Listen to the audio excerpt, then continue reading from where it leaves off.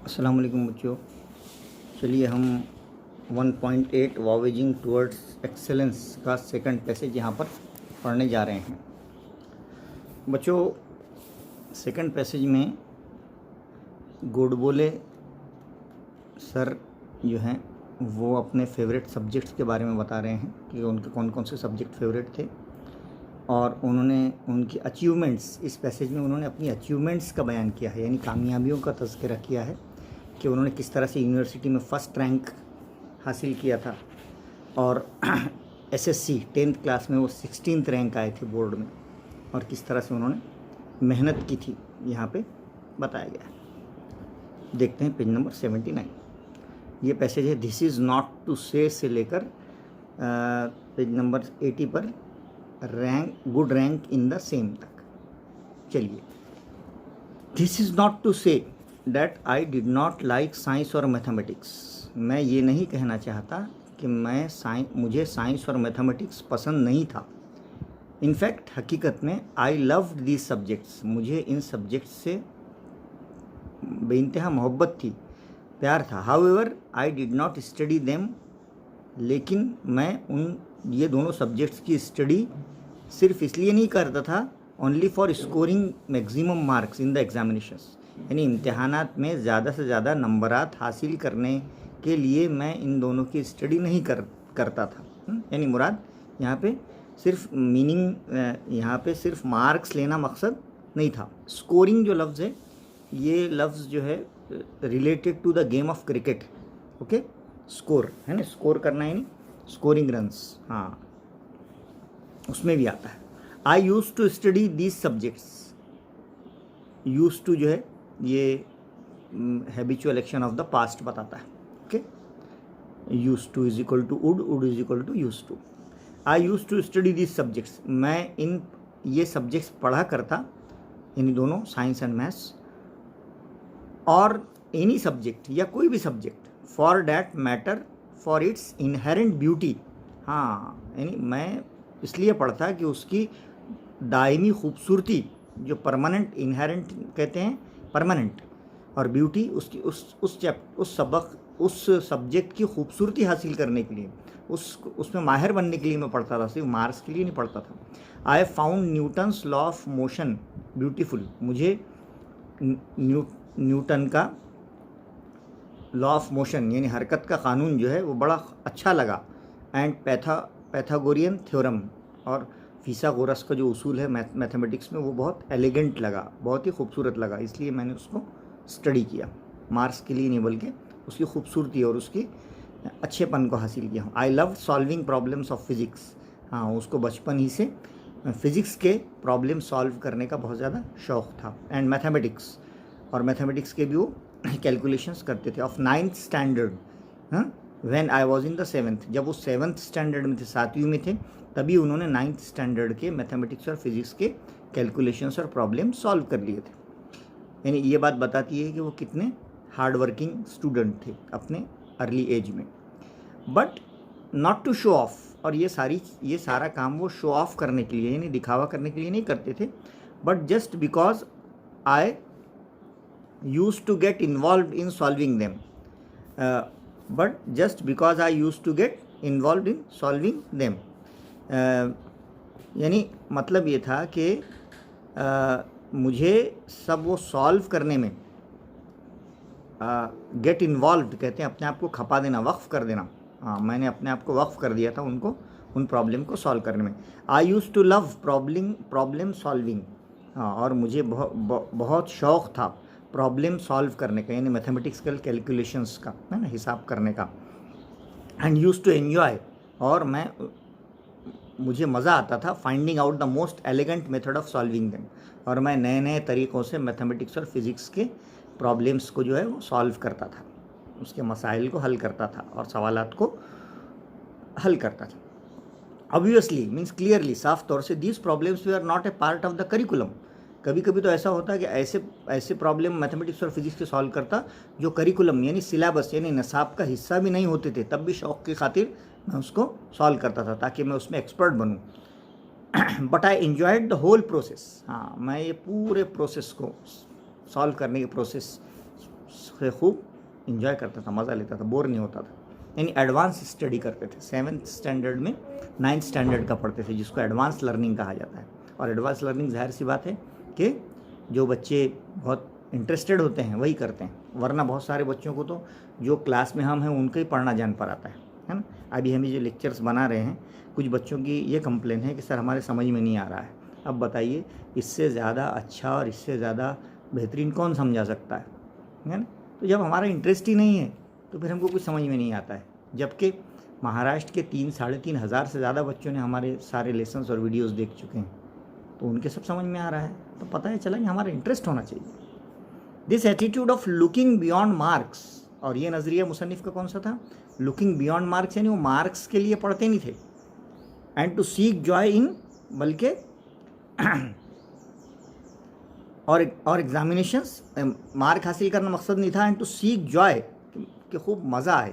Problem in solving and challenging problem help me to develop a problem solving attitude. हाँ, जिससे मेरे अंदर एक ऐसा जज्बा पैदा होता था जो मुझे किसी भी चैलेंजिंग क्वेश्चन को हल करने के लिए उभारता था। विच केम हैंडी, जो हमेशा यूज़फुल होता था, handy, when I appeared for my IIT entrance JEE। जब वो IIT, जो हिंदुस्तान की सबसे बड़ी टेक्नोलॉजिकल एग्ज़ाम होती है, IIT यानी इंडियन इंस्टीट्यूट ऑफ टेक्नोलॉजी, ये इंजीनियरिंग की सबसे हाईएस्ट ब्रांच है, उसकी एक एग्ज़ाम होती है JEE, है ना, जॉइंट एंट्रेंस एग्ज़ाम, जिसके बारे में हमारे स्टूडेंट्स बिल्कुल बेखबर हैं, बेपता हैं।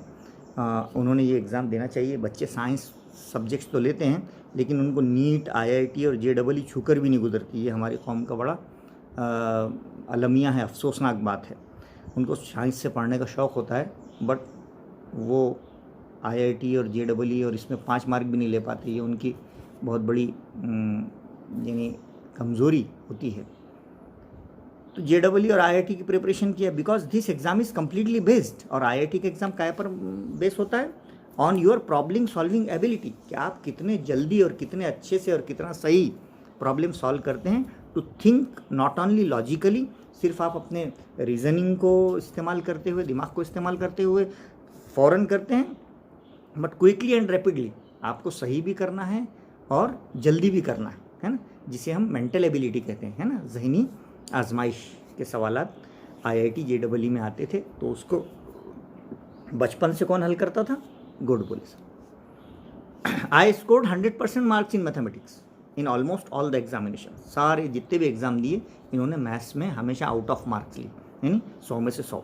Date I appeared for from my first standard, पहली क्लास से लेकर अंटिल IIT, है ना, IIT तक पहुंचने तक, बैरिंग यानी सिवाय, except only a few times, कुछ ही टाइम इनको थोड़े से कम मार्क मिले, 99, 98, लेकिन अदरवाइज़ जो है इन्होंने ज़्यादातर एग्जाम्स में मैथमेटिक्स में 100% मार्क्स लिए। बच्चों 100% मार्क्स कौन लेता है? वो बच्चे जो बहुत ज़्यादा इंटरेस्ट रखते हैं, है ना, और बहुत ज़्यादा सिंसियरली मेहनत करते हैं। आप भी ले सकते हैं अगर आप करें तो। आई स्टूड 16th, 16वां रैंक था SSC 10वीं में। At that time this examination was for the whole of Maharashtra including Nagpur. उस ज़माने में नागपुर बोर्ड था, और नागपुर बोर्ड में पूरे महाराष्ट्र के 16वें नंबर के स्टूडेंट थे ये मेरिट में, गुड बोलिए। And I stood first in the university, और बाद में यूनिवर्सिटी में गए ग्रेजुएशन में तो फर्स्ट आए। हाँ, फर्स्ट रैंक था इनका इन ऑल सब्जेक्ट्स, सारे सब्जेक्ट्स में पुट टुगेदर, सारे सब्जेक्ट्स का एवरेज अगर निकाला जाए तो उनका रैंक 1 था। यानी बहुत बड़ी बात थी, बहुत अच्छी स्टडी की थी। दोज डेज, उन दिनों में, you could get an admission, उन दिनों में admission into IIT without the entrance test. उन दिनों में JEE की एग्ज़ाम नहीं होती थी, एंट्रेंस टेस्ट नहीं होती थी। If you had secured the first rank in the university, अगर आपका फर्स्ट रैंक आता था तो आपकी एडमिशन ऑटोमेटिक हो जाती थी। Therefore I did not have to appear for the entrance test, इसलिए मुझे कोई एंट्रेंस टेस्ट नहीं देना पड़ी, क्योंकि एंट्रेंस टेस्ट का वजूद ही नहीं था to get the admission into IIT, है ना। इसलिए एंट्रेंस फर्स्ट आए थे, इसलिए एंट्रेंस टेस्ट का कोई वजूद ही नहीं था, इसलिए इनका IIT में एडमिशन हो गया। But nobody Sholapur told me about it. लेकिन शोलापुर में किसी ने मुझे इस बारे में नहीं कहा कि आप फर्स्ट आए हैं इसलिए आपका एडमिशन ऑटोमेटिक आईआईटी में हो जाएगा। किसी को इतनी नॉलेज नहीं थी शोलापुर में। For I doubt if anybody in Sholapur even knew about this rule. तो मुझे तो ये शक होने लगा कि भाई ये कानून के बारे में पूरे शोलापुर में किसी को भी पता नहीं है, तो शायद पता नहीं होगा कि भाई आप फर्स्ट आए हैं, फर्स्ट रैंक यूनिवर्सिटी में आया है आपका, तो आप डायरेक्ट जो है वो आईआईटी में दाखिला ले सकते हैं। आईआईटी बच्चों इंडिया के टॉप के इंजीनियरिंग कॉलेजेस होते हैं, जहाँ पर उन्हीं बच्चों का एडमिशन मिलती है जो JEE एडवांस में बहुत अच्छे परसेंटाइल से कामयाब होते हैं, 99-98% से कामयाब होते हैं।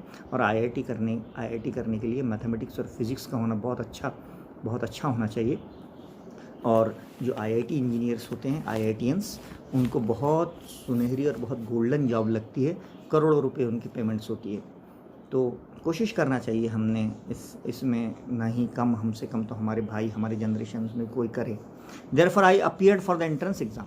इसलिए बाद में फिर वो मुसन्निफ़ को पता चला कि इसके लिए एंट्रेंस एग्ज़ाम शुरू हुआ है, बाद में वो एंट्रेंस एग्ज़ाम के लिए अपीयर हुए and I secured a very good rank in the same. और बाद में उस एग्ज़ाम में उन्होंने बहुत अच्छी रैंक और बहुत अच्छा दर्जा हासिल किया। तो बच्चों इस सब्जेक्ट में, इस पैसेज में हमने देखा कि मुसन्निफ़ के 2 सब्जेक्ट बहुत फेवरेट थे राइटर के, एक मैथ्स और साइंस, और किस तरह उन्होंने मैथ्स में 100% मार्क्स लेते थे, फर्स्ट रैंक यूनिवर्सिटी में आया था, 16th रैंक बोर्ड में आया था। ये सारा डिस्क्रिप्शन उन्होंने यहाँ पे दिया है। चलिए इसकी एक्टिविटी सॉल्व कर लेते हैं। पेज नंबर 99 देखिए आप डाइजेस्ट का, global understanding question. Write if the following sentences are true और फॉल्स। हाँ, ट्रू फॉल्स के सेंटेंस आप देखिए। जैसे पहला सेंटेंस है, the writer did not like mathematics and science. ऐसा हो सकता क्या, है ना? पसंद नहीं था क्या उनको? नहीं पसंद था बल्कि, है ना? ये फॉल्स सेंटेंस है। उसके बाद है, the writer studied mathematics and science only for scoring maximum marks in the exam, है ना? ये भी सेंटेंस जो है फॉल्स है ना? मैक्सिमम मार्क्स के लिए करते थे कि स्टडी, वो नहीं, बल्कि उनका तो इंटरेस्ट था। हाँ, प्रॉब्लम सॉल्विंग में उनको जॉय, खुशी आती थी। नेक्स्ट है, the writers skill eight solving help in him in his IIT entrance exam. हाँ, ये ट्रू है। हाँ, जो उनकी प्रॉब्लम सॉल्विंग स्किल थी उसने उनको हेल्प किया काहे में, एंट्रेंस एग्ज़ाम में। ओके, नेक्स्ट है, the writer scored 100% marks in mathematics in every examination he appeared. Every examination में नहीं मिले उनको, है ना? वहाँ पे एक लफ्ज़ है बैरिंग यानी सिवाय। हाँ, कुछ ही एग्ज़ाम्स के मिले, इसका मतलब 100% एग्ज़ाम्स में उनको नहीं मिले थे, उनको 100% मार्क्स कुछ एग्ज़ाम्स में मिले थे। तो आपको ट्रू फॉल्स में जो सेंटेंस ट्रू है उसको पढ़कर बहुत मीनिंग समझकर उसके सामने ट्रू लिखना है, और जो फॉल्स है उसको बहुत अच्छे से पढ़कर उसके सामने फॉल्स लिखना है। ओके, अगर उसने पूछा इसका फॉल्स का रीज़न क्या है और ट्रू का रीज़न क्या है, तो वो भी आपको लिखना पड़ेगा। अगर नहीं पूछा तो नहीं लिखना। कॉम्प्लेक्स फैक्चुअल में क्या है, list the achievements of the writer in the mathematics. Writer की मैथमेटिक्स इस सब्जेक्ट में क्या क्या अचीवमेंट्स थी, क्या क्या कामयाबियाँ थी। पहली कामयाबी थी कि the writer loved solving problems of mathematics. इनको मैथमेटिक्स के प्रॉब्लम सॉल्व करने का शौक़ था। 9th standard when he was in 7th standard, जब वो 7th में थे तभी वो 9th की पढ़ाई करते थे और प्रॉब्लम सॉल्व करते थे। सेकेंड है, the writer scored 100% marks in mathematics in almost all the examinations that he appeared for. तकरीबन एग्जाम में 100% मार्क लिए थे। ये भी चीज़ बताती है कि मैथमेटिक्स में उनका बहुत ज़्यादा इंटरेस्ट था और achievement far from the first standard for until IITs, है ना? So barring only a few times ही also stood first in the university in all subjects put together. ये तीनों चीज़ें बताती हैं कि 7वीं में थे तो 9th की पढ़ाई करते थे और तकरीबन हर एग्ज़ाम में मैथमेटिक्स में 100% मार्क लिए और यूनिवर्सिटी में टॉपर रहे। ये 3 चीज़ें उनकी काय में बताती है achievement of writer in mathematics. हाँ, मैथमेटिक्स में बड़ी कामयाबी उन्होंने हासिल की थी अलजेब्रा में। नेक्स्ट है, complete the following. Inference, interpretation या एनालिसिस क्वेश्चंस को कहते हैं। The writer developed A problem solving attitude.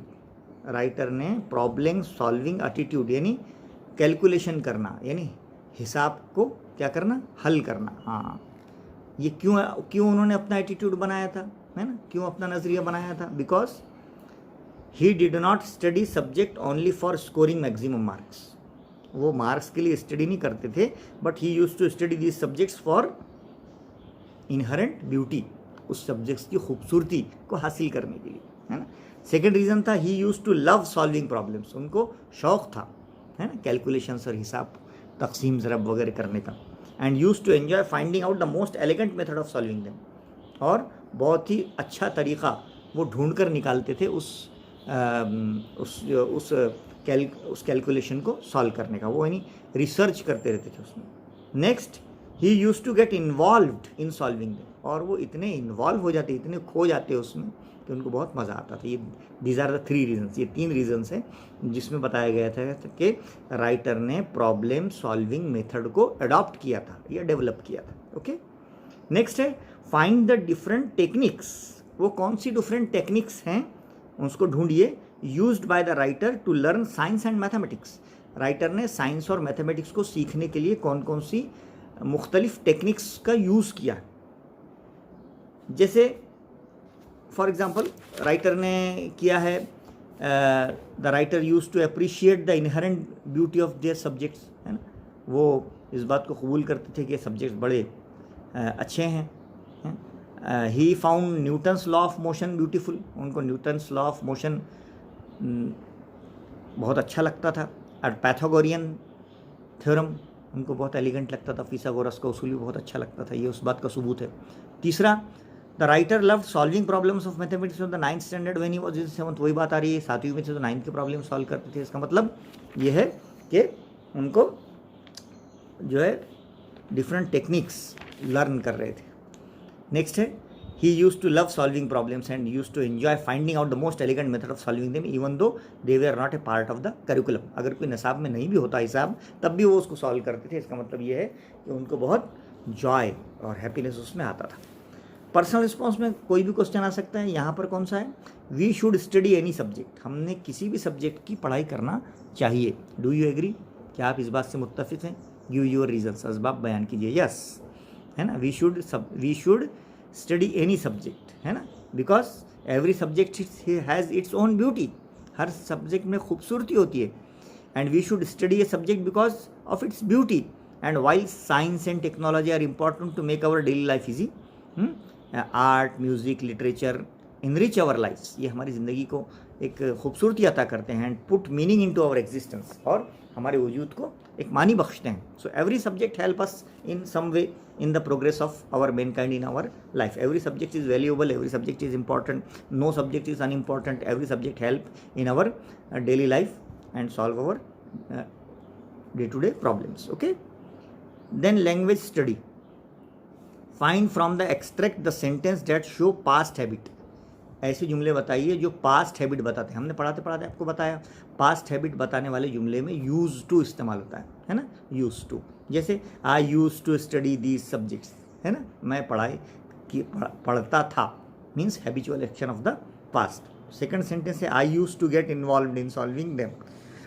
तीसरा I used to love problem solving, ये सेंटेंस है, ठीक है, ये आ गया आपको। उसमें उसके बाद वोकेबलरी में क्या है, choose the correct noun form from those given in brackets. हाँ, जैसे नाउन एलिगेंट के 2 नाउन दिए हुए हैं यहाँ पे, एक है एलिगेंस और एक है एलिगेंटली, है ना। तो एक्चुअल जो नाउन है एलिगेंट का वो है एलिगेंस। ओके, इस तरह सॉल्व का नाउन है सॉल्यूशन, डेवलप का नाउन है डेवलपमेंट, लॉजिकली का नाउन है लॉजिक, अपीयरेंस का अपीयर का नाउन है अपीयरेंस, और इंक्लूडिंग का नाउन है इंक्लूजन।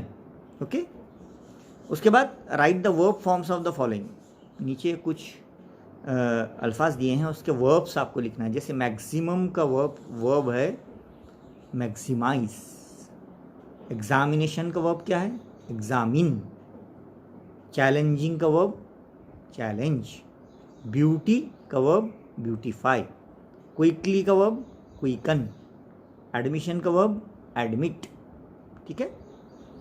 नेक्स्ट है find out a word related to the game of cricket. एक लफ्ज़ ऐसा है पैसेज में जो क्रिकेट के गेम से रिलेटेड है, हमने आपको बताया है ना, स्कोरिंग है कि ना, स्कोरिंग अब स्कोरिंग के दो मीनिंग होते हैं। जनरल मीनिंग स्कोरिंग का क्या होता है, गेटिंग समथिंग, कुछ हासिल करना, है ना। जैसे मैंने इतने मार्क्स स्कोर किए, means I got these marks, okay. और सेकंड मीनिंग क्या है, related to cricket, means scoring means Sachin scored 100 runs, है ना, means gaining runs, getting runs, okay. तो इस तरह बच्चों हमारा सेकंड पैराग्राफ यहाँ पे ख़त्म हुआ है। उम्मीद है कि आपको ये पैराग्राफ बहुत अच्छी तरह से समझ में आ गया होगा। आप बहुत अच्छे से पढ़ेंगे तो समझ में आएगा, है ना। हाँ, इसलिए आप बहुत अच्छे अंदाज़ में पढ़िए और ऐसी तरह से कीजिए जैसा मुसन्निफ़ यहाँ पे राइटर कर रहा है। थर्ड पैसेज हम देखते हैं बाद में, ओके। अल्लाह हाफ़िज़।